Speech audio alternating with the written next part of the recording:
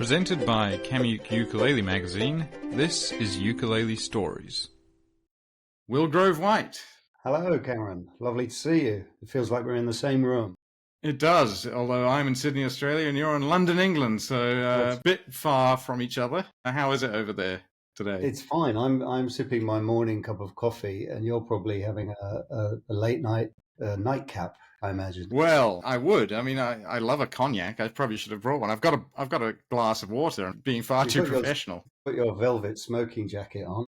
Well, I'm actually kind of known for wearing sort of jackets like that when I'm playing, but I'm not right now. Very good. Anyway. Yeah, well, but no one can see this, so let's just say I am sitting in a plush armchair in a velvet smoking jacket.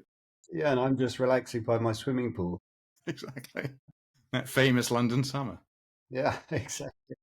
All right, well, we've got a lot to talk about. We were just talking off air about how we have kind of parallels in our ukulele stories. So how did you get into playing the ukulele is my first question. Well, similar to you, weirdly, I saw George Formby when I was a young boy. I mean, I think that was the beginning of it, was just watching George Formby films and just being quite excited by his fast strumming, being a sort of excitable young boy. And I asked my mother if for a birthday, she could buy me a ukulele, thinking that, because I thought that was a ukulele, a banjo uke, yeah? And she bought me just a regular uke, which I stared at and thought, well, this isn't a ukulele. And I kind of put it in the corner of my room for a year or two. And then my mother was a journalist.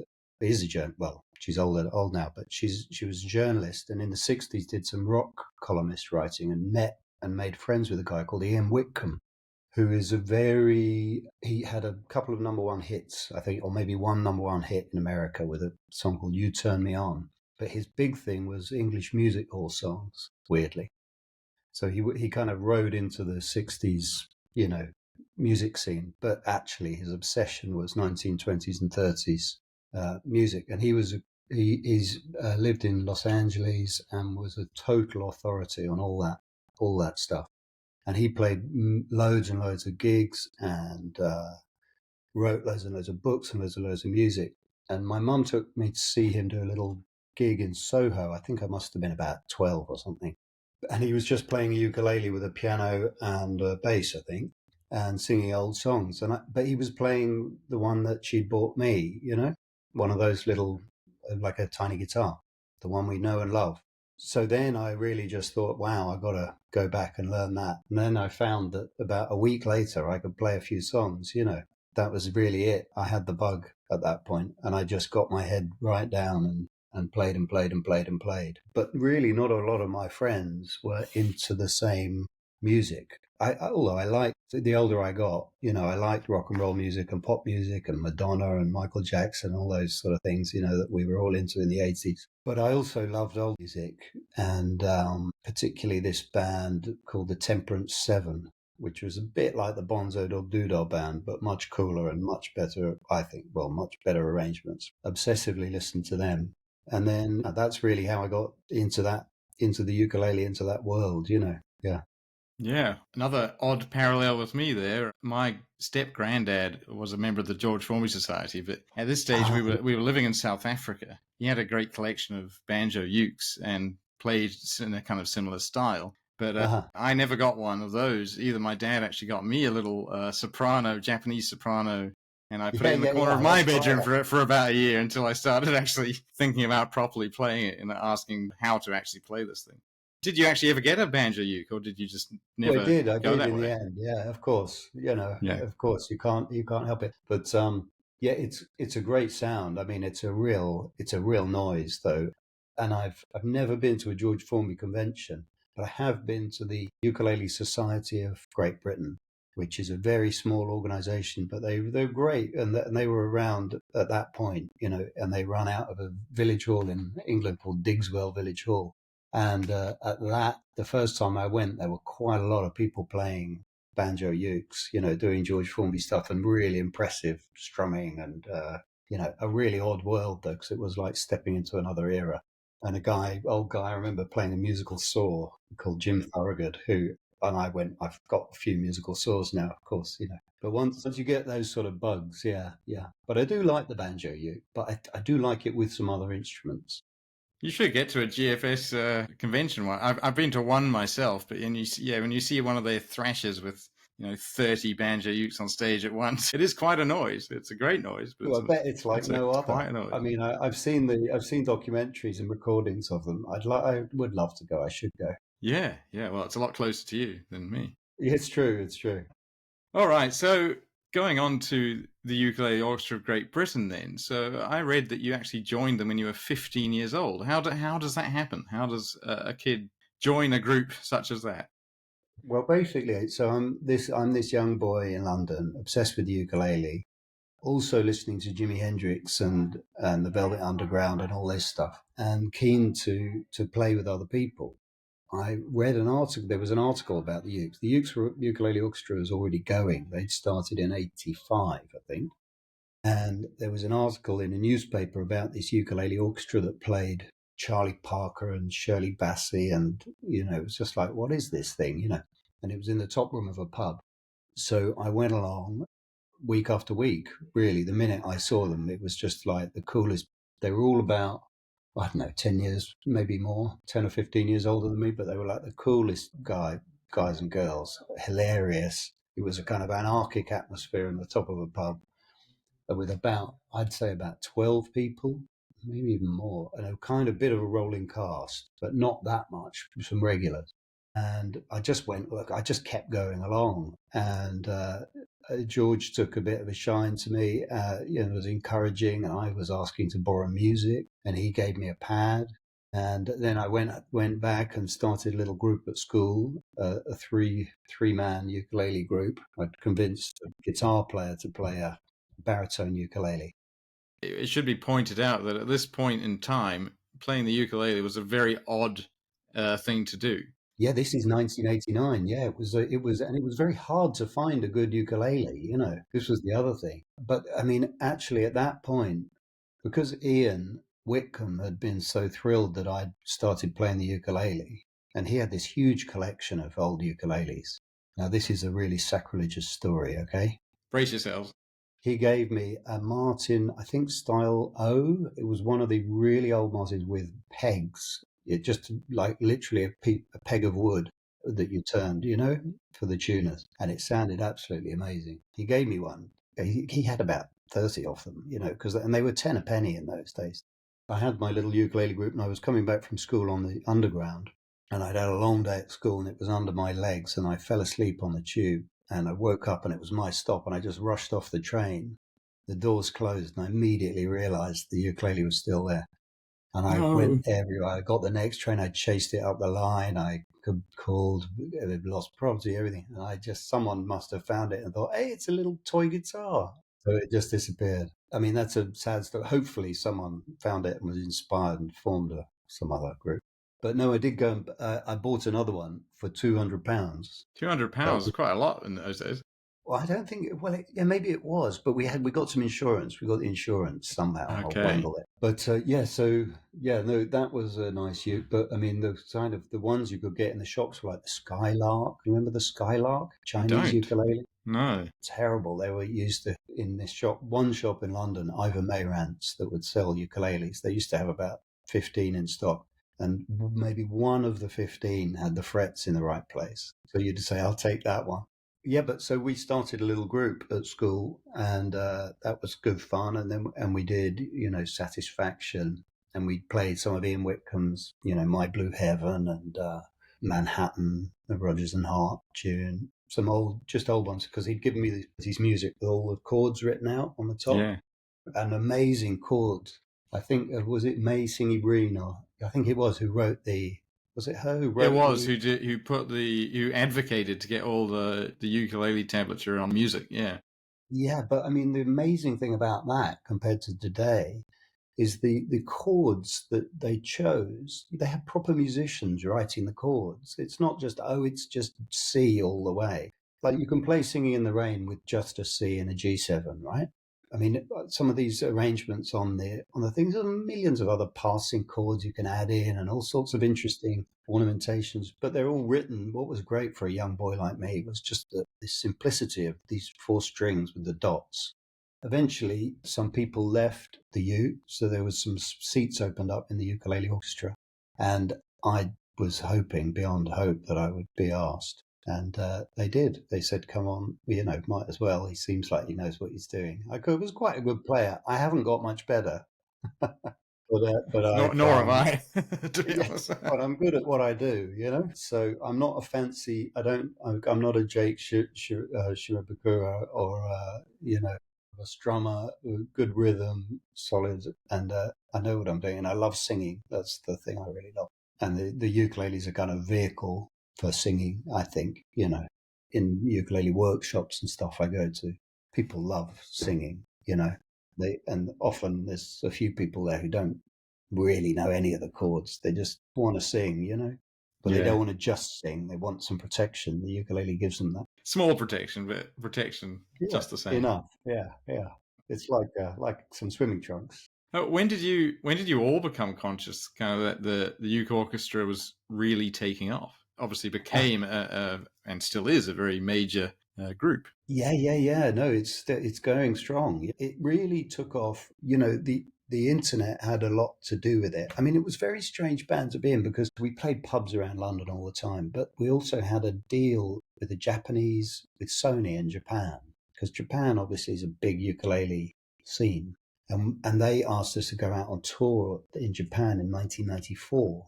So I was at university, and luckily the tour came in the holidays, and I just jumped on a plane and off we went for a few weeks to Japan. And it was extraordinary, and there were shops in Japan just with ukuleles. It was like, what is this world we've walked into? And there were people asking us to sign their ukuleles, and we felt like real stars, and these big ukulele stars. There was this guy, Maki Shinji, and Ota-san.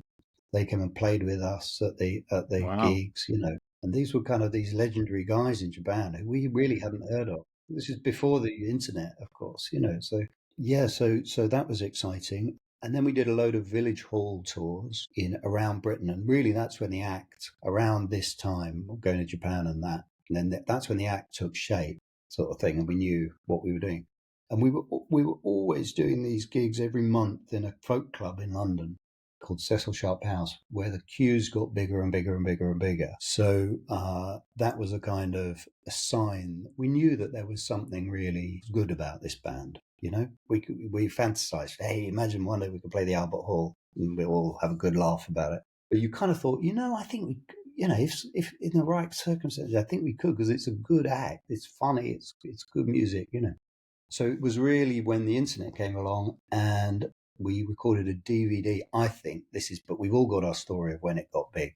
I think it was when the internet came along and we released a DVD, and someone ripped every single track off the DVD, put it all on YouTube. This thing called YouTube, or it was called Google Video, maybe it was Google Video and then YouTube. Anyway, this is in 2003 or something. And then maybe a bit later, and we were like incandescent. They've stolen our material, blah, blah, blah. But then suddenly we started getting people coming to the gig saying, hey, I saw you on YouTube. And we did the Edinburgh Festival.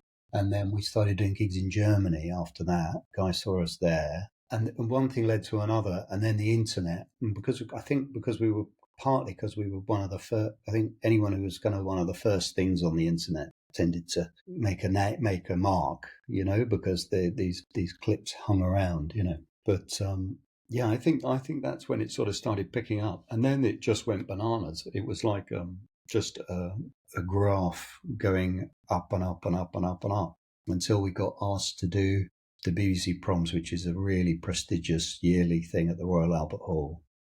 But it wasn't just a guest spot; it was our own prom, a whole hour live on Radio 3. And we sold it out. It was one of the fastest selling proms in history, apparently. And we got about 1,000 or a couple of thousand people along with their ukuleles playing Ode to Joy. So that was a lot of fun. It is an amazing concert. Oh, it's lovely. It was great fun. Our knees were knocking a bit, but it was such fun. It was, the minute we got out there, you realize, oh my God, was like a football team stepping out in their home ground. The support was incredible. Yeah, and then not long after that, Carnegie Hall called, and Sydney Opera House, and back to Carnegie Hall, back to the Royal Opera House, Royal Albert Hall. And then we were just thinking, well, crikes, I think we've peaked. You went up north as well, didn't you? There's a polar trip in there. That was fantastic. The Polar Jazz Festival. I can't remember what year that was, but that was it was in the darkest time, the last landmass before the North Pole, which the North Pole is just ice, right? So it's owned partly by Norway, partly by Russia, partly by maybe Greenland, and it was pitch black. There was no sun all day, anything. It's so remote. I mean, there's a kind of adventure industry there, but we landed on snow in the airplane. It was minus, I don't know, 25 or something. It was so cold. And the Northern Lights were just streaming all over the place. And we played this gig.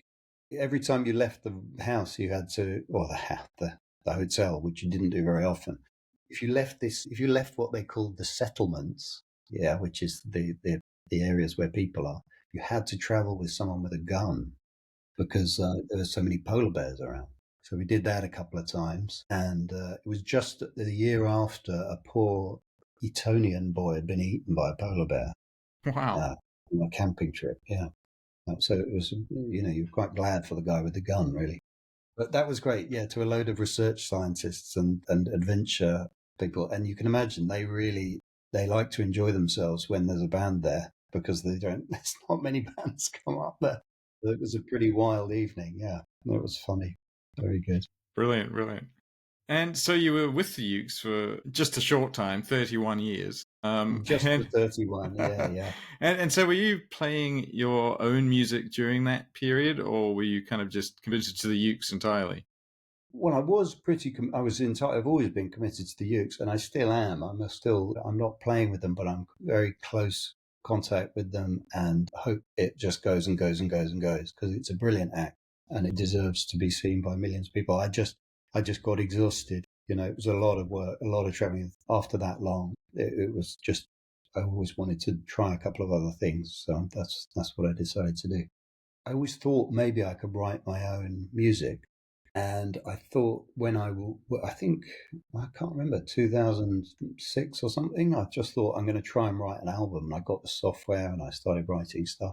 It's kind of quirky stuff, it's ukuleles, musical saws, tubas, clarinets, with a sort of 1920s edge, a bit of ska, a bit of sort of funky stuff, different musical bits, but all through the ukulele and odd instrument vehicle.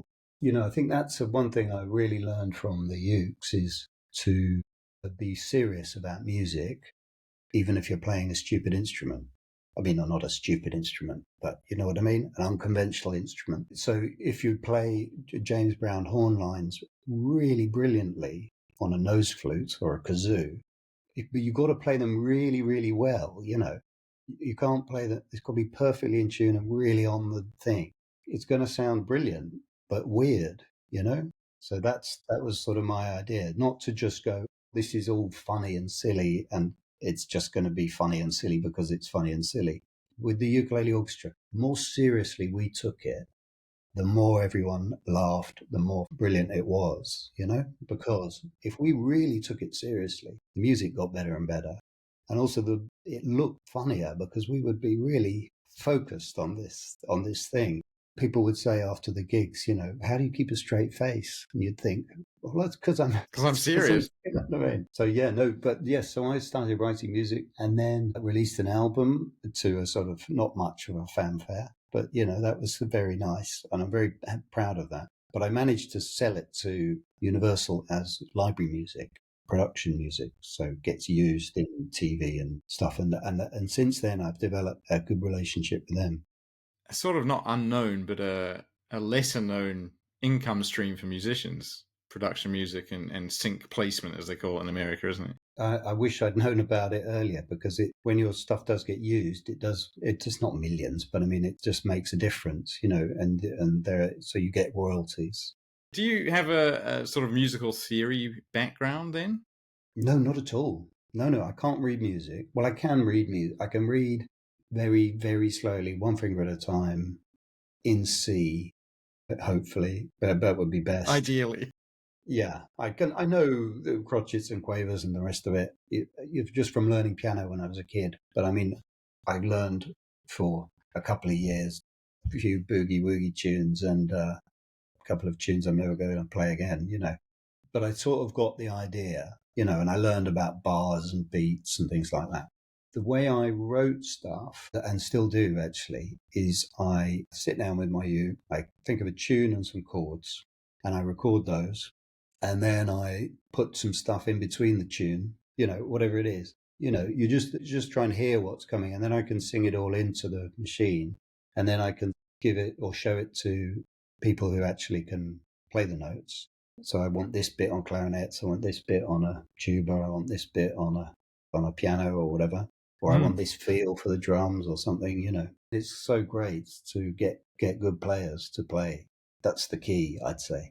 Absolutely. I put out my debut album just about 1 year ago. Hey, And, congratulations. well, thank you. It's called I Mixed assume it's Business. got some ukuleles on it, right? It does. It's ukulele forward. It's sort of just six tracks, Oh, all great. originals. But I Fantastic. recorded it at there's a country star in Australia called Casey Chambers. So I recorded it at her kind of home studio. Well, it's a proper studio, but it's on her property. Just for the first real time, I played with absolute pros, her drummer and her guitarist. He sort of doubles as the producer. And yeah, as you say, working with people who really know what they're doing musically is just a revelation. It really is.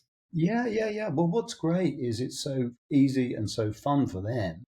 But if you've written some songs, that's often the thing that people who are great at playing music don't have the confidence to do. I mean, weirdly, they often do, but are very happy to play on other people's stuff as well, And so I just think getting other people in and using people's skills and giving them a platform as well, and you've got to pay everybody properly. Yes, Because definitely. also, I mean, that's the funny thing I found was people I thought would be out of reach for me to get to play. I thought he'd never want to play on my stuff. But if you can actually just get the inside you to just pick up the phone and say, look, I've got, a few £100. I can come to your house.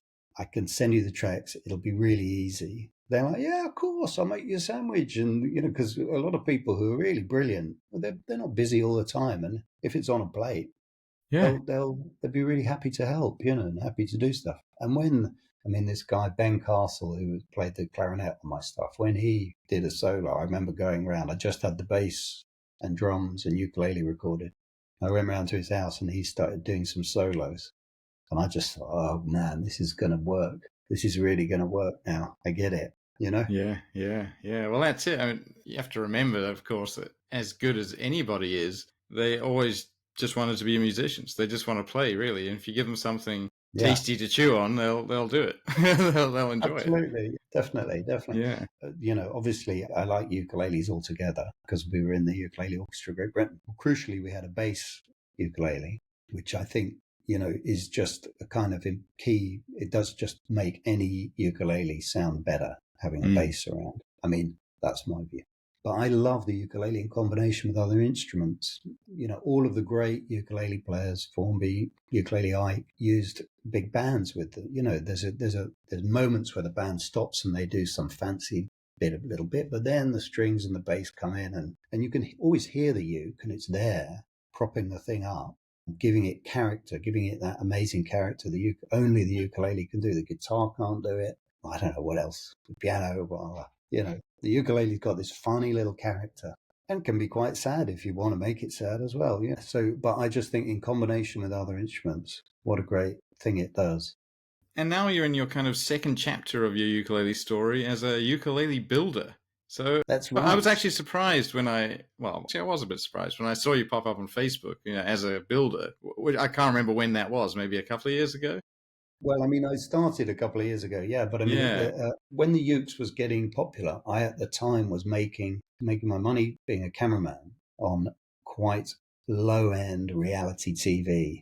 That's the best type of reality TV, isn't Oh my God, yeah, wife swap and that sort of thing. Can you live without your underpants? Or I don't know. I can't it? remember what things were called. They were fun, but it was exhausting, and I didn't want to do that forever. But in my spare time, I would make these little automata. So they're like little wooden boxes with some characters on top. You wind a handle and the character moves around, propelled by some cogs and things. And I started selling those, and that was starting to pick up. But that was exactly the time that the uke started really picking up, and that seemed like a much more fun, and actually I could make a living doing this, playing the ukulele.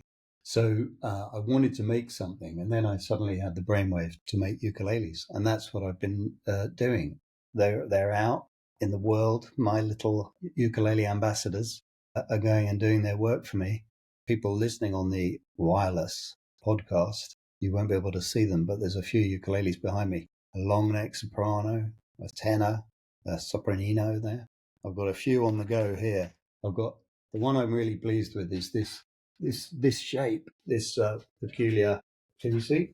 I can. That's a wonkulele, if I'm not It's a mistaken. wonkulele, so it's the neck is comes off at a very peculiar angle, but it makes it very nice and easy to play, if you can imagine, because the neck's tilted up towards your head. You Where don't did have the to twist. idea come from for the wonkulele? So everyone must go and Google wonkulele just to see what we're talking about here. Well, I thought, well, because I'm making them in this way, so the top of the ukulele isn't flat. If you a lot of ukuleles join a flat neck, the neck joins flat to the top of the uke. But because I'm making them by putting the neck inside the body of the uke, it means I can put the neck wherever I want. And I just suddenly one night I thought, God, I could do that. That'd be fun. Why not try that? I really want to try one. It looks wrong, but it seems to work. Well, it reminds me of the great kind of novelty-ish ukes that they used to make in the 20s and 30s, sort of Lyon and Healy and Yes, yes, yes. even Little Gibson the and the circular ones, and yeah, Camp yeah, I'm uke very and attracted to those. Aaron Kime in America makes a nice camp. I think he calls them a camp ukulele. Were they called the camp they ukuleles? were A originally scout. called camps, but I mean they could just. Yeah, I'm yeah, sure Aaron probably just calls them camp as well. I think it's long out of yeah, copyright. yeah, yeah, yeah. And then I've got this. I'm putting a little surprise in the ukes as well. You see this Oh little guy? wow, tiny figures. Yeah, just There's a little some man tiny. sitting on one of the bracing rods in the ukulele. A bit of fun. This is the sort of automata. I like all that. I've always loved miniature things. Yeah. In fact, the second album I did on my own was all miniature instruments. And that's my next mission, really, is to get that idea on the go, is to get another little band going. Because this is great fun. I'm loving making ukuleles. But I also want to, it's quite solitary, as you can Mm. imagine. I'm very happy doing that. But I think that having a little world outside would be great. Yeah, I was listening to that album today. Actually, it's fantastic. And as we were talking about before, Well, that's kind. the seriousness of it. There were times I was actually listening to it while I was at work, and there were times where I didn't think I was listening to a ukulele or an unusual album. It was just really Oh, good right. music, and then I thought, oh, Oh, hang on, what good, am I good. listening to? Oh, well, I'm glad you say that. That's very gratifying. No, I Terrific. mean, I must do some more, really, but I got sidetracked Well, it's hard to do in the everything. light. It is hard to do everything. You can't do everything. No. But I mean, this is the main thing I'm focused on at the moment is just growing this ukulele making thing. And I've been on a huge mission and been, apprenticed with this guy, Pete Howlett, in North Wales, where I went and He makes some did lovely an ukes. internship with him for a few weeks, and he made my ukulele that I played with the Utes, that I played in front of the Queen. Actually, that's another big name drop I haven't done yet. I spent a few weeks with him learning how to make ukes, and other people like Liam Kirby, Wunderkammer Instruments in Bath, and Aaron Kime in America has been really helpful, and Marco Todeschini, whose ukuleles I really recommend you check out if you haven't seen Antica Ukuleleria. No. He makes fabulous ukes. I mean, I think the ukulele scene in Britain know him a bit, but he really, and he makes guitars too. But he's a ukulele obsessive, and he's a really charming guy. But he's been super helpful. If I ask him one question, he replies with about 3 pages, which is just what you want. Yeah, yeah. But it's fun as well because you get to make things like this is one I'm making at the moment, which it's got 8 frets, right? It's a soprano scale, but Mm. on a tenor body. So it's going to be really loud. It's going to be like the loudest soprano.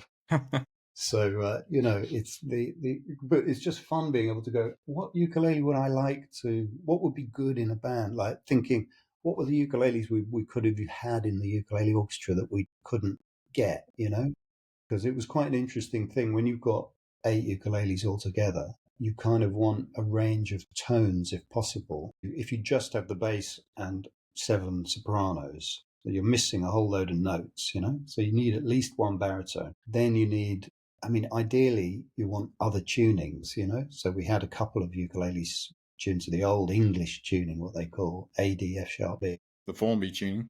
Yeah. Well, although Kind of. didn't he have, He had both.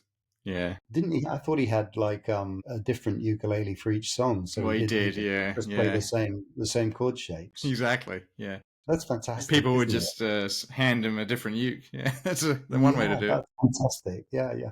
I heard a story. I don't know. I'm going to get in trouble, but it's Cold Water or some great songwriter of that era had a piano. He could play best on the black keys, whatever key that is, where you just play the black keys and a couple of white notes. Mm. He had a piano made with a lever on the side that if he wanted to change the key, he could just pull the lever and all the What? strings would move up a bit, and he could play the same fingering. That's amazing. Yeah, it's like a capo for a piano. Yeah, Yeah. the world's biggest capo. Had you always been into woodwork then? I mean, you obviously made the automata, but had you done anything Yeah, well, I've bigger? always been into making things, but this is a new. I'm learning all about wood, and I've given quite a few away. I've sold a few, and there's a few which haven't gone quite to plan.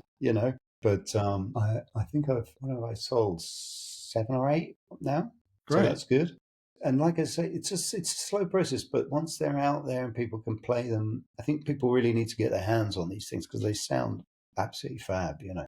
Definitely. Well, I mean, They're my kind of ukes, a tip for anyone buying a uke is to try it first. If you can, Absolutely, that yeah. is the feel of a uke is paramount, really. You're using a lot of Absolutely. interesting woods as well, like alder and oak. Very non-tone wood, Yeah, I guess. I've been using. Yeah, You, is a yeah, right. great.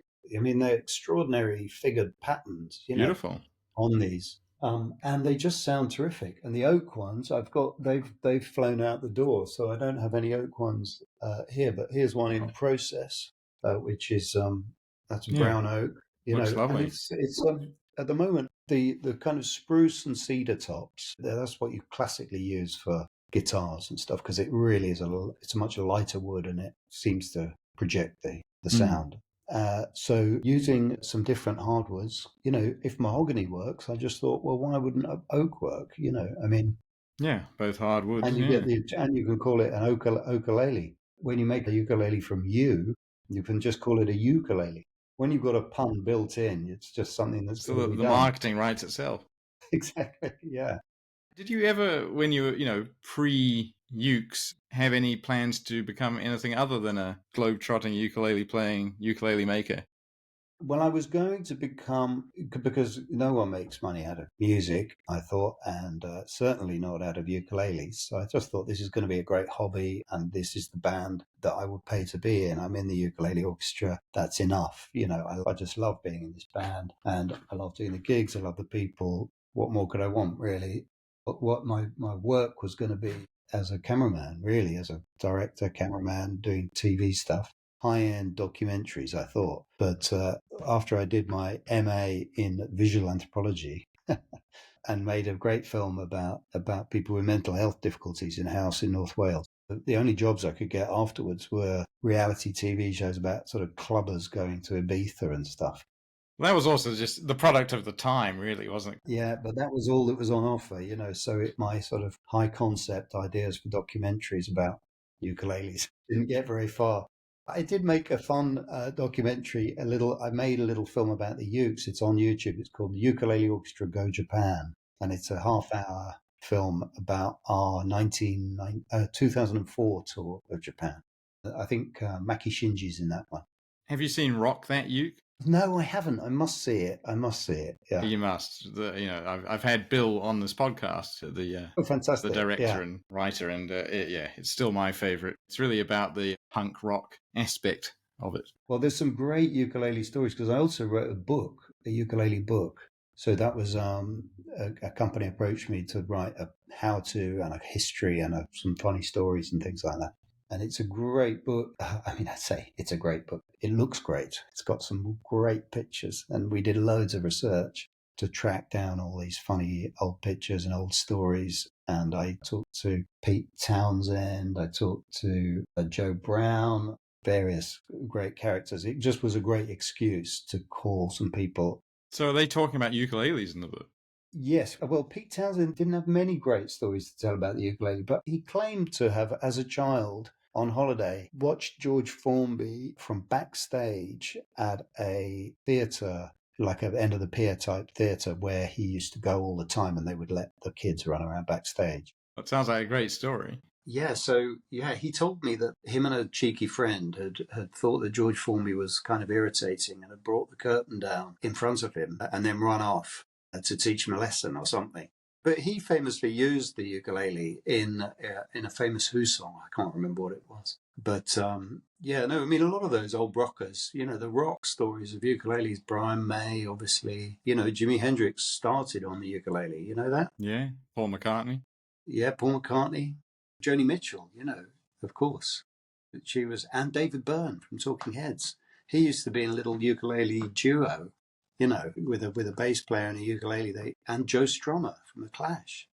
Joe Strummer from The Clash used to busk on the London Underground with Chuck Berry songs before he started The Clash. So it can lead to wonderful things, the ukulele, or you can just stick with it forever and ever and ever, like you and I. Well, I don't see any problem with that, and I don't think any of our listeners do either. And I think we've come sort of full circle here with, going back to George Formby. So thank you very much for your time. Not at all, Cameron. All the best. All right, well, take it easy and have a good day and, happy building. I will, yeah. I've got some necks to sort out, some frets to polish. I'll be busy. You take care, Cameron. You too. Take it easy. Thanks for listening. Please subscribe to Ukulele Stories on your preferred podcast app. To take us out, here's Will Grove White and the others with Tiny Blues.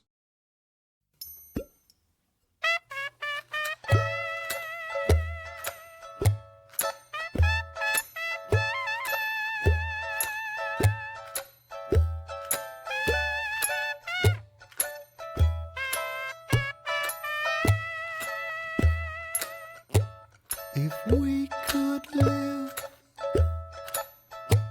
in a miniature village,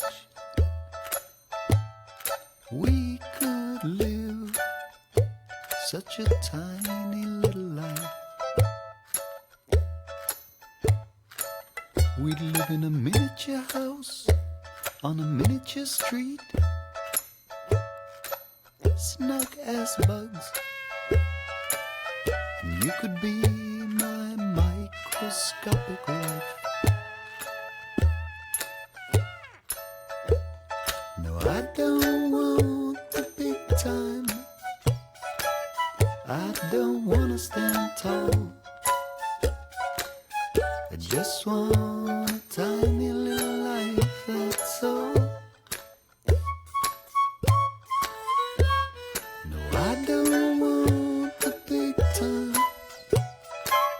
I don't wanna stand tall. I just want a tiny little life, that's all.